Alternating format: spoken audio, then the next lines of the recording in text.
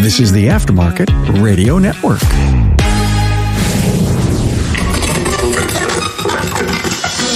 Hey, Carm Capriotto here, the Aftermarket Podcast Guy, bringing you a special episode with Emily Chung as we celebrate Father's Day this month.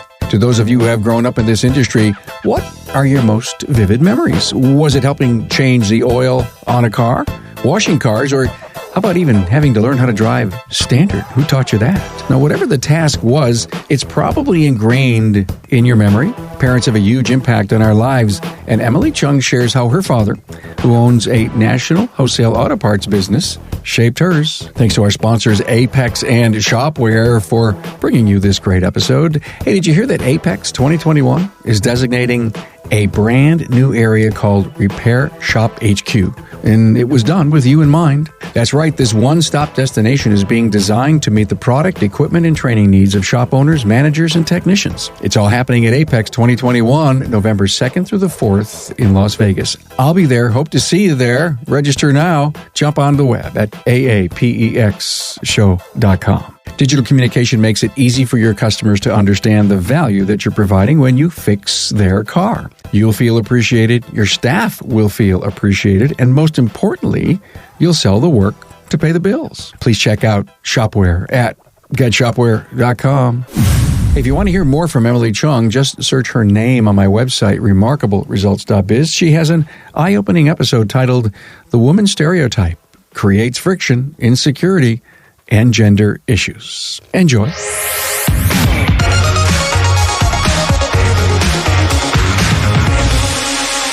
Hey, a warm welcome to you're getting to be my friend. I don't know if you know this, Emily, but Emily Chung from AutoNiche, a family-friendly auto repairer in Markham, Ontario. Yep, way up north. We're virtual friends, right? Like, I've never met you in the flesh, so. And you know what? You're not far away from where I live in Buffalo. I mean, my God, I bet you we're only an hour and a half away. I know. It probably takes me longer to cross Toronto than it does to maybe get to you with traffic and everything. Yeah, you're absolutely right. So here's the deal. Before we turned on the microphone, by the way, we have this really cool episode. We'll frame it up for you here in a minute. But in the meantime, we are just about getting here as it relates to COVID here in New York State. The governor pretty much, I think, said things should be almost 95% normal. So everyone's excited about that. And I told that to Emily, and she goes, "We're only in phase one of." Wow, what's going on? Phase one is like literally like baby step phase one. It's like, so no indoor dining. So this just happened on Friday, which I think was maybe the 11th of June. And so no indoor dining still, only outdoors and a set number of people outside. There's no personal services still. So everybody's hair all looks crazy still. Well, I guess what I'm curious about, has COVID really devastated, I guess that's the word I'm looking for, Canada? Yeah. I mean, I would say so. Devastated is a relative term. I don't think any of us thought that we would still be here at this time. And, considering all the resources and all the knowledge and everything we have, it's just amazing that we're still in this spot.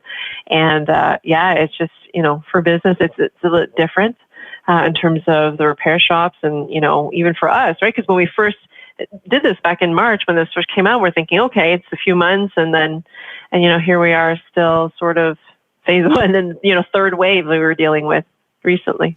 Well, I don't want to say that we're lucky and you're unlucky, but again, I feel for you, and I guess I'm kind of happy that there's a lot of relief happening at this side of the border.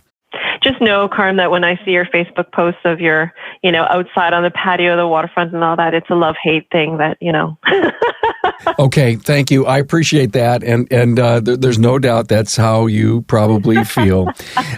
Emily and I are going to do something different, something that we've never done before as far as a podcast. It's Father's Day this month. We're recording this in June. I've never done a Father's Day or a tribute to dad type interview or podcast. We're going to talk about what your dad taught you. And, you're in the automotive field. And what did I find out? That your dad is in the distribution side, the auto parts side. And here you are, a person who never thought you were ever going to be an entrepreneur. Never. In fact, I mean, I looked at him and what, being an entrepreneur meant. And I really distinctly remember thinking to myself, you know what, I don't ever want to be opening up my own business. I don't want to be an entrepreneur at all. And then, here we are, right? So so he has a national wholesale auto parts business. He started in the 90s. And he grew it, from one branch and grew it across the country. So he actually now sells to the people that I buy from. So, it's been interesting that it's come full circle in that respect. I don't think when I was growing up yet, he ever thought I would, own a repair shop or become a mechanic or anything like that. I mean, I'm sure that was his, not at all in his radar. My parents immigrated here from Hong Kong, and they wanted me to, get that university degree and all that stuff, right? So that's what it was. They set their sights on something for you. You probably didn't even know what it was. Yeah, you know what? They were never explicit about what they wanted me to be. I knew the expectation was there, and I knew that they wanted me to get the university degree because they didn't have that. I mean, I'm an only child, so the pressure was on at home for sure. So I did that, right? I got my bachelor's degree, worked in corporate for a bit, and then I made the career change into the trades. But the other great thing is that you continue to teach at the university level, don't you? At the college level here. At the college level there. And automotive courses, am I right? Yep. It's just so cool to see, that interesting evolution. So Dad owns a parts distribution company. You buy from the jobbers that he supplies. But if you wanted to, I'm sure if you picked up the phone and said, Dad, can I buy from you? He would probably say, sure, honey, but... I've never actually approached him with that. It's always been my commitment to purchase from the jobbers, to respect the channel. I have a lot of people who are surprised when they hear that, right? Because I think the natural assumption is I'm going to buy direct from him because he's my dad, right? And for me, I just made the decision early on that, you know what, I'm going to support the people who have supported us for so long. I mean, I'm so mindful that these people are the ones who, put food out on our table, who got me through, university and, that kind of thing. So I want to just pay it back. And why would I cut them out? And at the end of the day, to my clients, right, what's really a $7, $10, $20 price difference on a brake job? I mean, they're not looking at it that way. We present to them, much more than just the pricing, right? So it's been very conscious and intentional that I don't cut them out because I want to honor their commitment to our family for so long. So did Dad ever show you the parts business, even though you never had the glimmer that you were going to own your own shop? Did you learn anything from your dad coming up? So when I was young, I still remember this when I was young, because, I liked stickers at the time when I was like a little kid. Yeah, he thought it would be this great idea that I would put the labels on the boxes. So my father's business is in Roble. And so if anybody's up in Canada who knows the brand and, those labels on the boxes way back in the day, that was my labor going into it. So, I would do that kind of stuff with him at the shop. And so I knew what the rotors looked like. I didn't have a clue as to what they did or anything. But you know what? I do remember prior to him going into his own business, he did work for another auto parts company called Pranko. And I do remember when I was young, him bringing me into work on like the weekends when he needed to do extra work or whatever. And, I would do my own thing. I would hang out in that warehouse. But then every now and again, like I still have this memory of him taking me aside and showing me these parts. And honestly, as a, I don't know, I would say maybe I was 5, 4, I don't know, that like really young. The parts just kind of all look the same to me, right? I just wanted time with him. And so I remember him showing me the distributor cap rotor, the ignition wires coming out of it. And I remember thinking that my reference point was it looked a lot like an octopus. Like that's my relevance to that thing, and I still remember that even to this day. I don't think when he showed me those parts that he had all thought that this was ever going to come to the time when I would be replacing the wires myself. And when you said labels, stickers, I probably maybe closer to your dad's age, I don't know. But boy, when I was young, we were all about the STP stickers and the Bardol stickers and all the stickers we could get in our industry. And they were all over our bicycles. And in fact, I'll never forget going to school. Hey, Carm, do you have any STP stickers? And that was my quick memory. And I'm sure there's a lot of people on this listening to us right now that that have a sticker story to tell. But you said something about time with him. Any entrepreneur, and so many of the people that listen to this show, be it owners, be it technicians, anyone in the industry, we probably regret in a very big way the time that we invested in our careers and not our kids. Yeah, when I was, I attended this one church service one time, and the pastor was talking. It was Father's Day service, and he had somebody up there, and I remember he said, they're never going to remember, kids, they're never going to remember the extra hours you put into the business. They are going to remember the extra hours you put into them. And this was before I had kids. And so, here I am thinking, okay, I'm not going to be an entrepreneur. So, and then I'll be spending some more time with my kids. And then fast forward, 13 years into my own business, I'm going to be honest, like there's times when even I have the same regret that I really wasn't there as much for my kids as I had wanted to be when they were younger. That would be, I guess, one of my regrets. I really do try to live my life without Annie. That way I'm more intentional about what I do. But you know what? This COVID situation was really a blessing in the sense that when it happened in March last year, I was blessed to have the team that I do at the shop, that I could take the time off. And here in York region where I am, school actually stopped for, I can't remember, maybe a couple of weeks. There was no school. So kids were just, home, no virtual learning, nothing, while they were trying to adjust. And I remember, spending a lot of time with my kids. And it's different, right? They're 13 and 15 now. So I don't know exactly how cool it is to spend time with mom anymore. But, to me, it was like a second chance for me to get that time back now. So it really was a blessing in many ways. Coming up, Emily makes an interesting comparison to life and watching a Raptors game. You won't want to miss this. Hey, with registration now open for Apex 2021 in Las Vegas, you can already feel the excitement building for this year's homecoming. Hey, I can't wait to reconnect with all of you in person and share stories of our time apart, both personal and professional. And I also can't wait to sit in on the technical and business management training specifically for you, the service professional.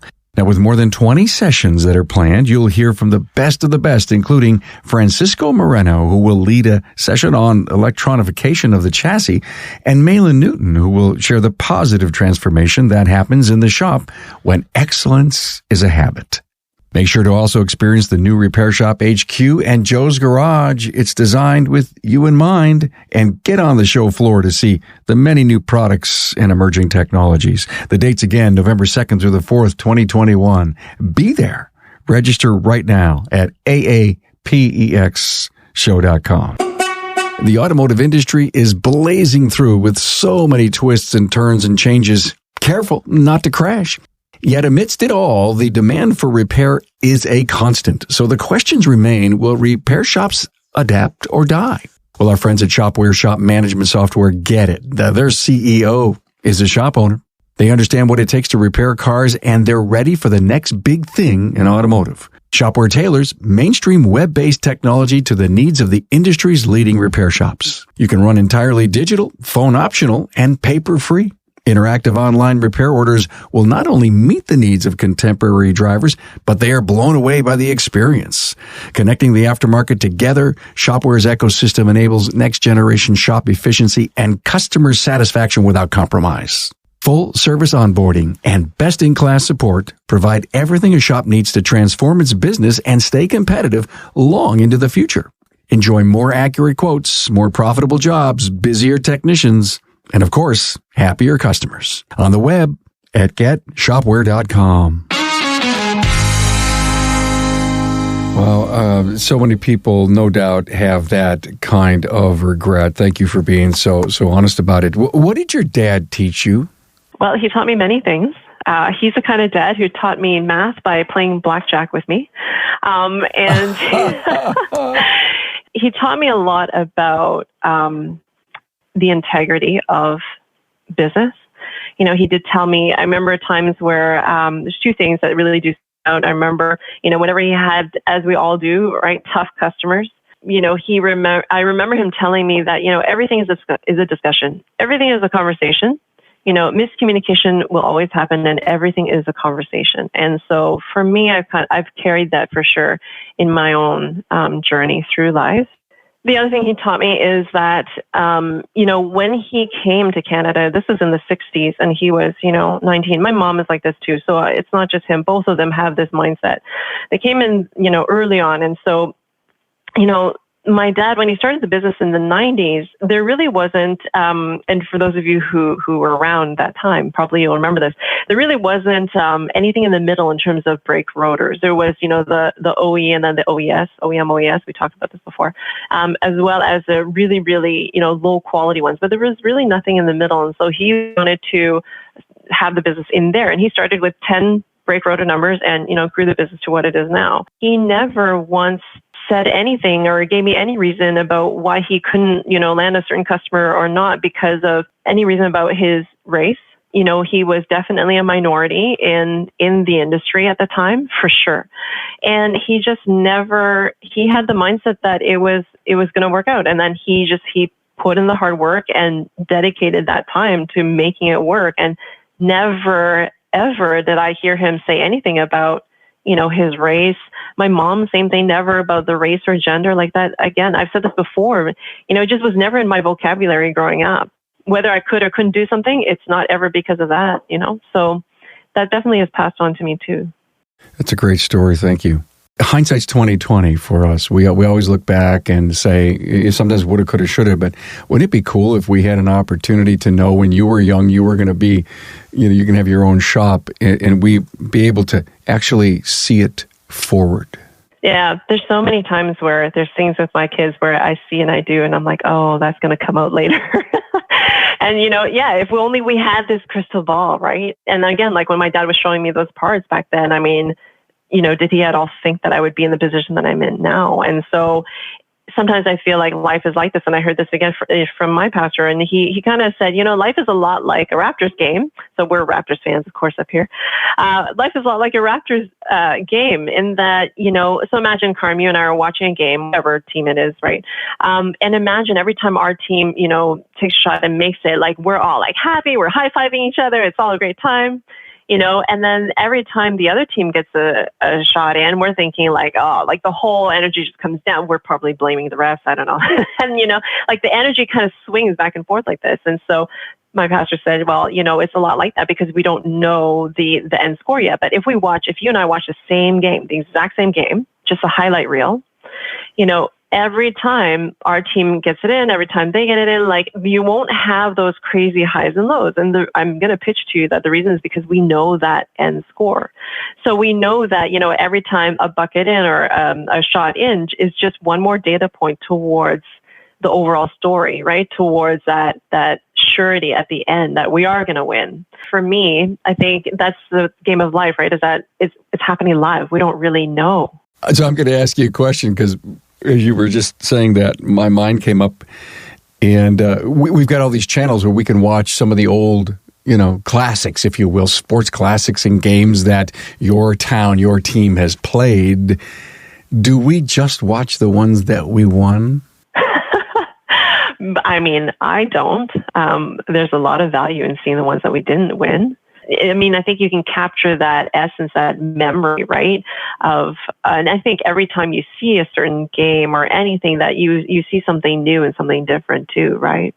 And so, yeah, I personally don't watch only the ones that we win. That is such a wise statement because we can learn something, even if we tanked as a team. I get it.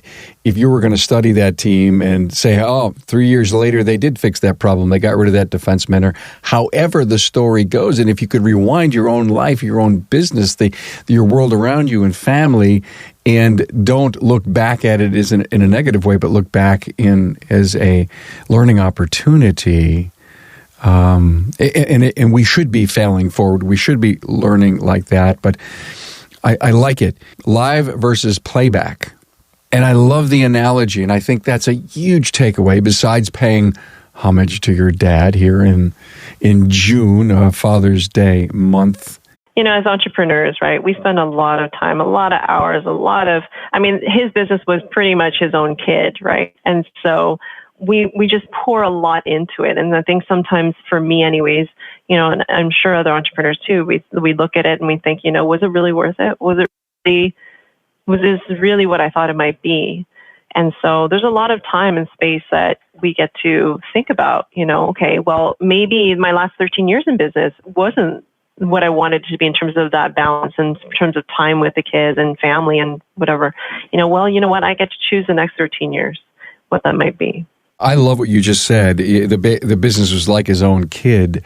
And I, in jest, years ago, used to tell people, I've got a wife and a mistress. Yeah. And I said, the mistress is the business.